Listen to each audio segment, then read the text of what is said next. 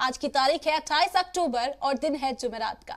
Gregorian calendar के मुताबिक 28 अक्टूबर साल का 289वां दिन है, यानी साल 2021 में अभी 77 दिन और बाकी हैं। और चांद के मुताबिक साल के तीसरे माह रबीउल अव्वल की 21 तारीख है। ग्रेगोरियन कैलेंडर के मुताबिक साल के 10वें महीने के 28वें दिन कई अहम वाकयात के साथ तारीख के पन्नों में रकम है। बिल गेट्स का नाम किसी के तारुफ का मोहताज नहीं। 28 अक्टूबर 1955 को वॉशिंगटन में पैदा हुए बिल ने साल 1975 में एक एलन के साथ मिलकर सॉफ्टवेयर कंपनी माइक्रोसॉफ्ट का कयाम किया था। तब कौन जानता था कि देखते ही देखते दुनिया की सबसे बड़ी सॉफ्टवेयर कंपनी बन जाएगी।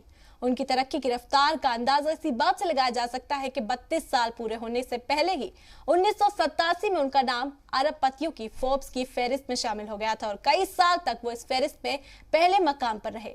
उन्होंने 2 किताबें भी लिखी, द रोड अहेड और business at the rate speed of thoughts.